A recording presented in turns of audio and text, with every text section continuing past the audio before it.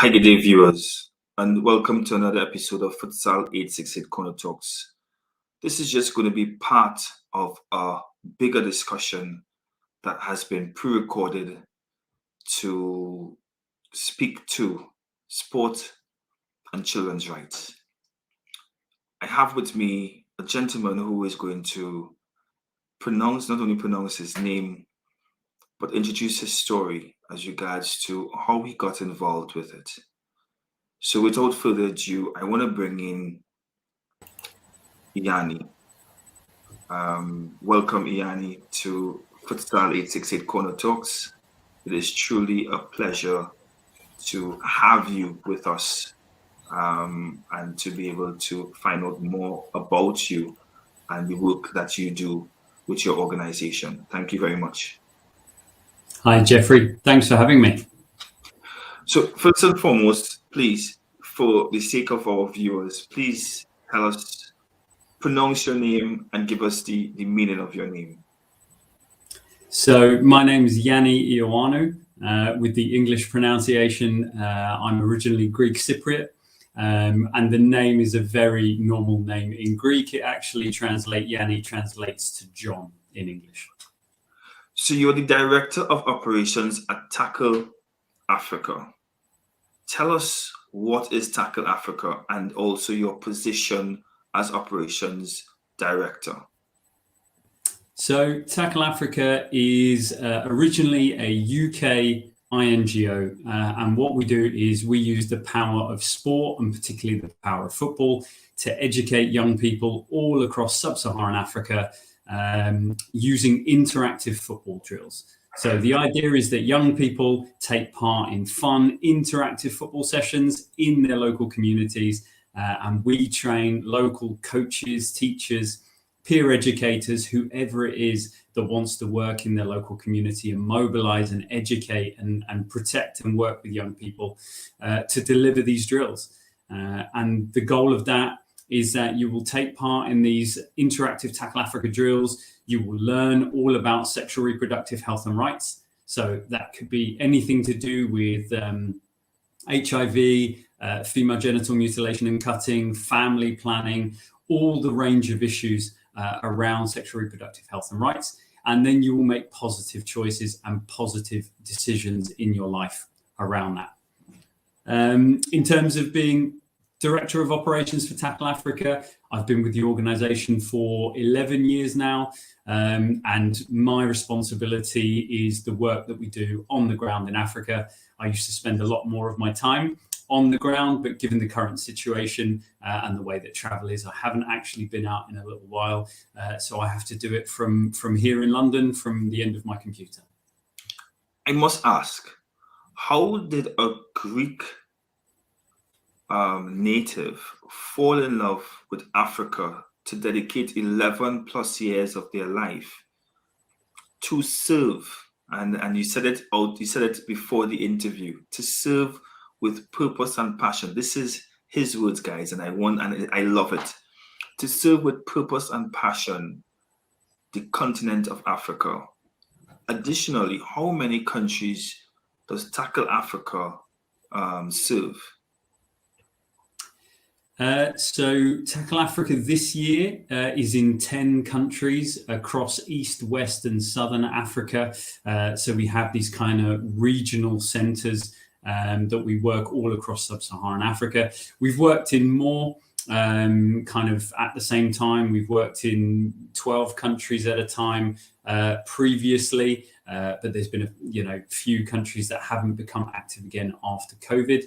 And then over the years, we've probably worked in 15, 16, 17 maybe countries all across sub-Saharan Africa. And in answer to the question with how I fell in love with the continent and why I've spent so long working there, is originally I was working on the professional side of football, and I was working as an academy coach for a football club here in London in the UK. And I traveled out to Africa. I believe it was 2007, the first time, to Mali. And I was there to deliver coach training. That was my reason for being there, sent by the club to support and to train some local coaches and show them what we do in the academy system in the UK. And I met some other people who were over there, but using football and using sport to educate young people. So it wasn't about the elite side. It wasn't about player development. It was about educating and social impact.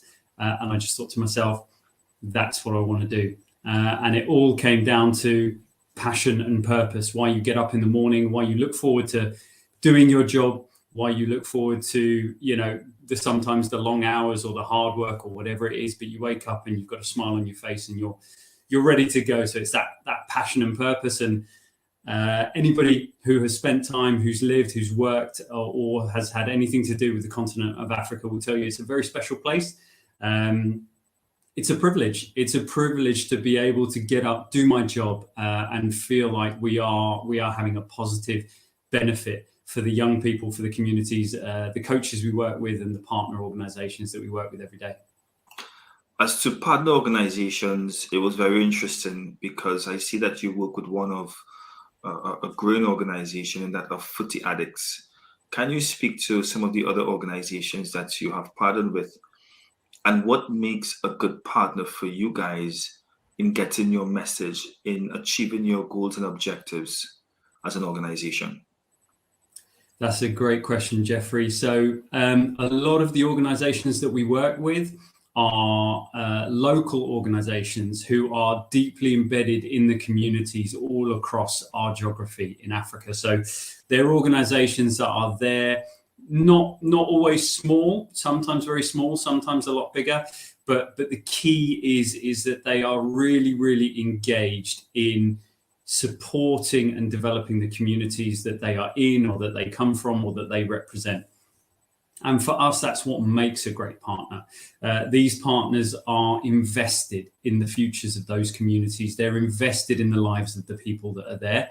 And that's why Tackle Africa, as an organization, we only work through partner organizations.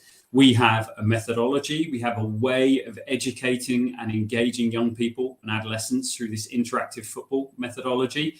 And we bring that to these partner organizations. And it's about working with them, training, capacity building, learning from them, because they're the ones that can really give us the context that we can fit our methodology around, and we can really make a bespoke program by working with them that really speaks to the needs of the adolescents and the young people that we want to reach out to. And we often hear that, young people are very hard to reach when it comes to sexual health and reproductive health and rights. And football and sport and the way that we do it is the bridge that answers that question. So we've got something that is helping those local partners to reach out to young people, and they bring to us the knowledge and the credibility in those communities that we need to go in and do the best quality piece of work. How many children do you serve presently, and what are the age groups that these children fall in? If we were to look at the numbers pre-COVID lockdowns, where a lot of things obviously came to a grinding halt, we were working with about 20,000 young people every year across all of our countries, and doing that through a network of over 1,000 coaches across lots and lots of different countries. If somebody wants to get involved with Tackle Africa, how do they get involved with Tackle Africa? There are lots of different ways that people can get involved. If you are an organization or somebody who's on the ground in Africa, we can put you in contact with our local teams. As I said, we have regional hubs, so regional centers that are in West, East and Southern Africa. And we can link you directly to those regional leads who are the best people to speak to. If you are outside of Africa and you want to talk to myself, you can get in touch with me. You can look on the website, which is www.tackleafrica.org, or I'll make my email address available as well to you, Jeffrey, so you can share it. And there are lots of ways of getting involved. You can get involved in the programming on the ground. You can get involved with supporting the organization. We run lots and lots of events, and a lot of those events actually take place here in the UK and elsewhere across Europe. in order to support the work that we do and in order to get the maximum amount of impact on the ground.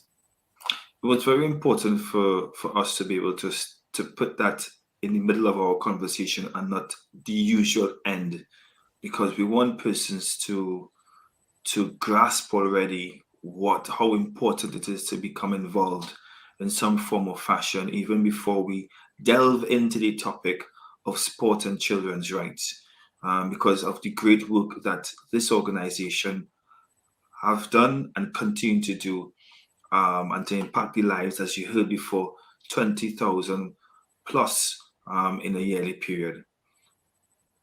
Sport and children's rights. That's the topic that we are speaking about. Give us your take as regards to that topic. However you interpret it, however you want to speak to it, the floor is yours. Thanks, Jeffrey. I think for us at Tackle Africa, there are two ways that we look at sport and children's rights. From the one side, the thematic area that we work in is sexual reproductive health and rights. And that in itself for us is a basic human right, and that is a basic right for the young people we work with. So we are educating young people to take control of their sexual health, make positive decisions, and that will lead to better outcomes in their lives. And as a rights-based issue, we want to make sure that everybody has access to factual and correct information, because there is a lot of information out there that isn't factual, it's not correct, and it doesn't allow people to make positive decisions. And so that's one of the areas of that being a human right. And then we also want to make sure alongside that things such as gender equity are represented. So women and girls have equal rights to boys and young men. And we want to make sure that our program brings that to the communities that we are working in. And a lot of people often say to us at Tackle Africa, you use football as the way to reach young people. So what do you do for girls or for women? And our answer is that's exactly what we do, is we use football for precisely that reason, that very often it's been considered that football is a male sport, it's a sport for boys, and girls should be doing something else. And one of the most powerful things that we do is actually turning that gender norm on its head. So we work with more female coaches every year than we do male coaches, and that's a very specific target of ours, so that we have strong female role models who are out there, who are delivering great football sessions, who are giving great education, and who young girls can look up to, and they can feel that they have a safe space and a role model that they can relate to. But the same for young boys. We want boys looking up to these strong female role models, and we want them going to sessions and realizing that girls can play football as well as they can, and they can really start to build that respect and build that communication and break down a few of those kind of gender barriers. So from a rights-based perspective, that's one side of it for us, and there's so much more that we could say on that. But the other side of it is the kind of the safeguarding side of it. And that's an area that Tackle Africa as a development organization has been involved in for many, many years. We are part of the UN, the UNICEF-backed International Safeguards in Sport initiative. We sit on the core working group with some of your other guests, I believe, Jeffrey. And that for us is obviously a major concern. It's something that is hugely important, that if we are going into communities with vulnerable young people and young adults and vulnerable community members in general, that we are creating a safe space. We are making sure that we really do protect the rights and the interests of all the people that come into contact with Tackle Africa. This is a responsibility that we have. A safe space.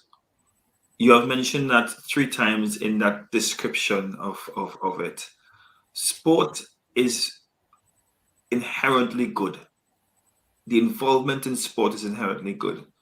But as we know, when it comes to sport for development, sport development, there have been cases where that inherent good makes it an unsafe that there have been situations whereby the space becomes unsafe.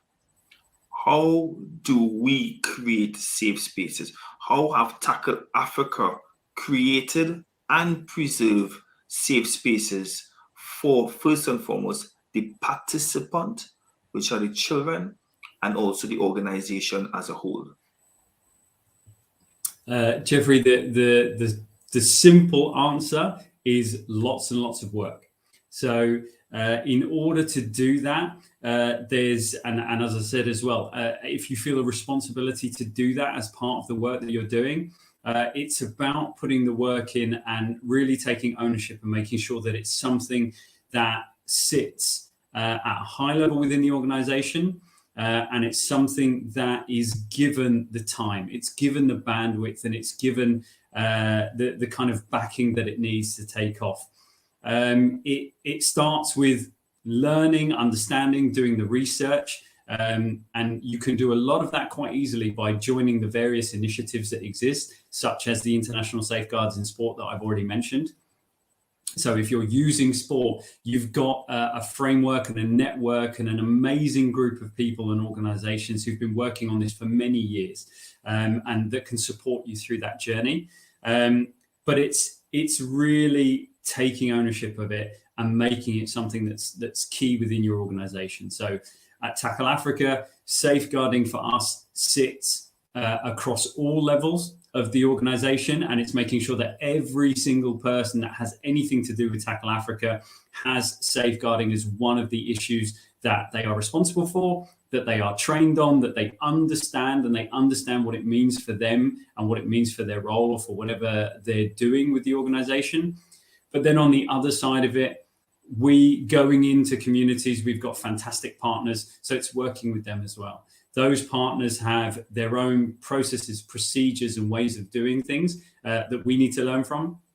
So we do that. We try to go on that journey with all of our partners.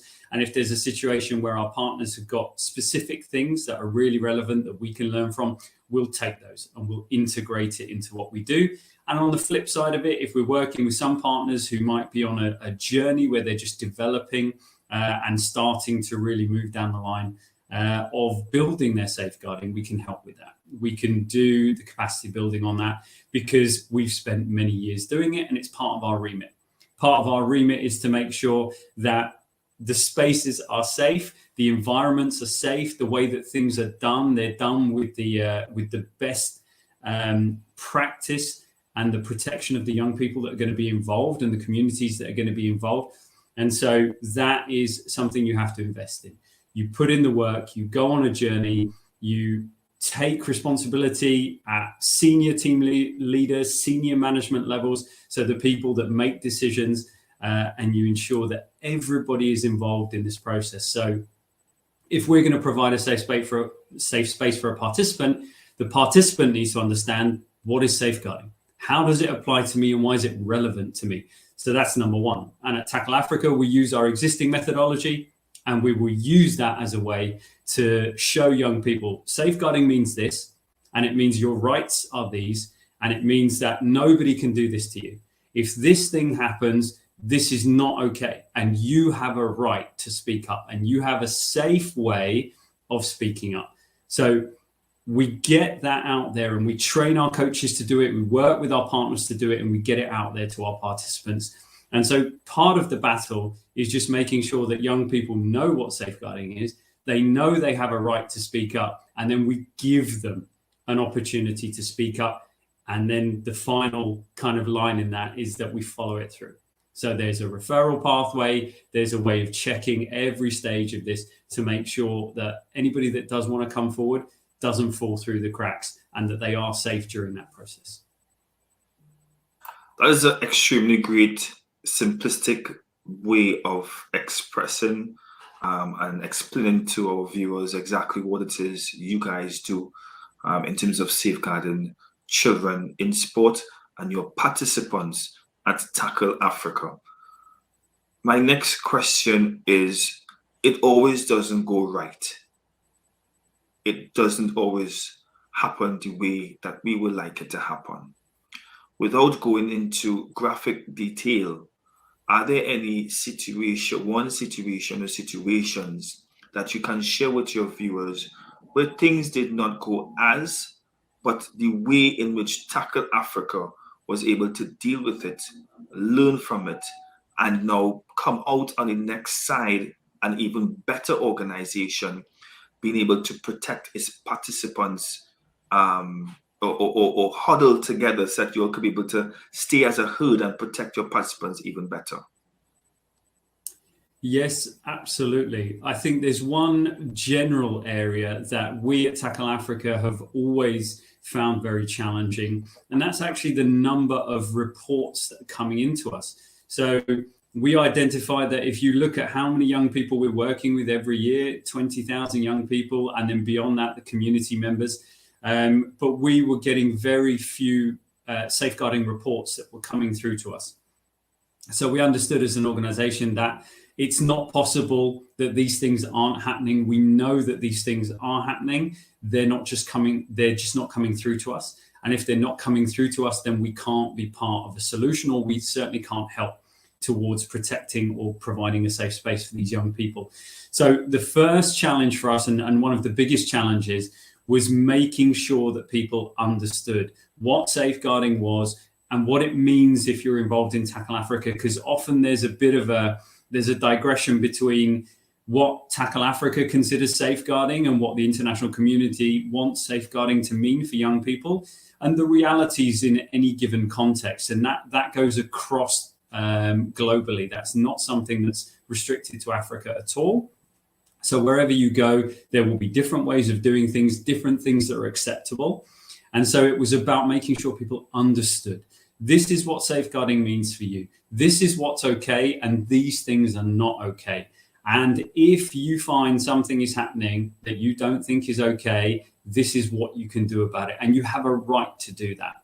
So that was our first step and our biggest challenge in getting that in. And we still haven't nailed it. We're still not perfect. If we look at the time during COVID, where we know that lots and lots of things were happening all across the world, there was huge increases in, for example, gender-based violence incidents, people being locked up together, not being able to go out, additional financial pressures and social pressures that COVID brought to everybody. We know that things were happening. And again, we had a drop. We didn't have a flow of information coming through to us. So what we needed to put in place is really, really rigorous pathways for all of our staff and everyone we were involved in. Keep this at the top of your agenda. Make sure it's in every training course. Make sure it's at the training sessions. Make sure that we're getting the message out there through radio shows, poster campaigns, however we can continue to get that communication out there.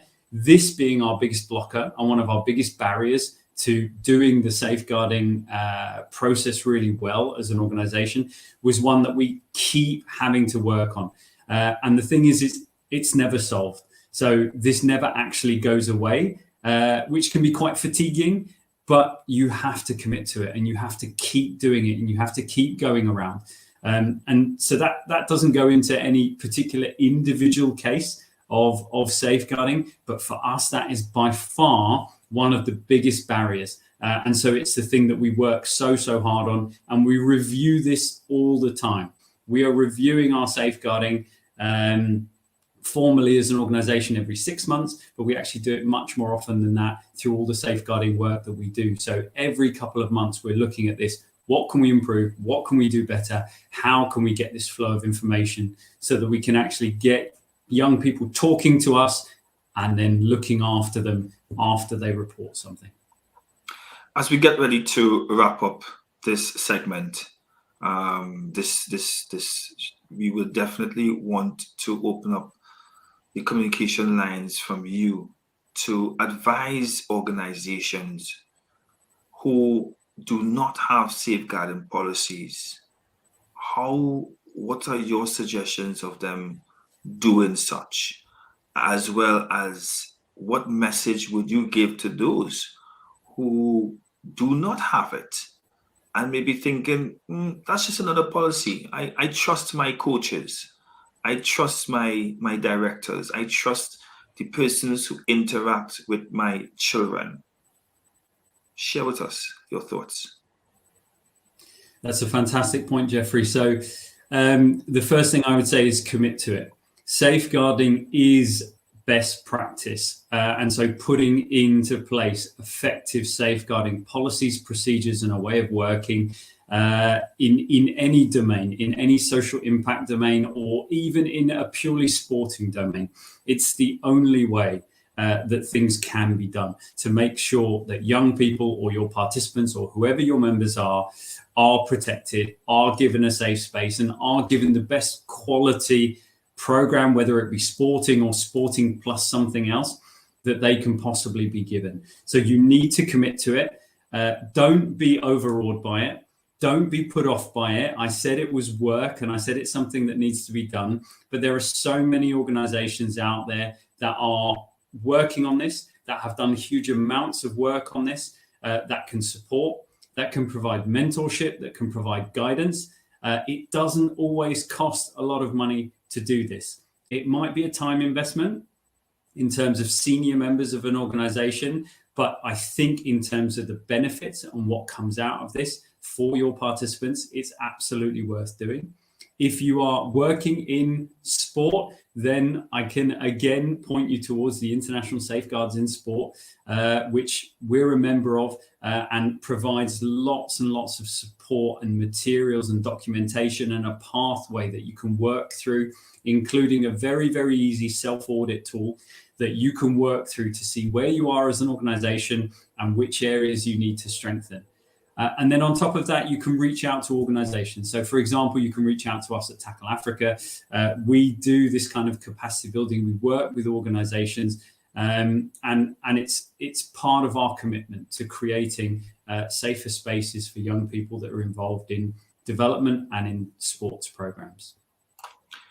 Yianny, as we get ready to wrap up, I want to say thank you very much on behalf of the Futsal Association of Trinidad and Tobago for taking the time. I know that you would not be here with us live, but you took the time to, out of your busy schedule, to give us your perspective and share a little bit more as to Tackle Africa and the work that you all are doing to serve the continent of Africa and the world at large. I leave you the opportunity to give your closing remarks. Just to say thank you to you, Jeffrey, for having us on. It's been a pleasure talking to you and also understanding a bit more about the work that you're doing, loving the podcast. And yeah, just to say on this issue of safeguarding, anybody that does want to get in touch, we will make sure that our details are available. You can go to our website. You can look us up on our social medias across Twitter, Instagram, and Facebook, and do get in touch. Good luck. Good luck, definitely. Thank you very much, Yianny. Have a good one. Bye-bye. Thanks, Jeffrey.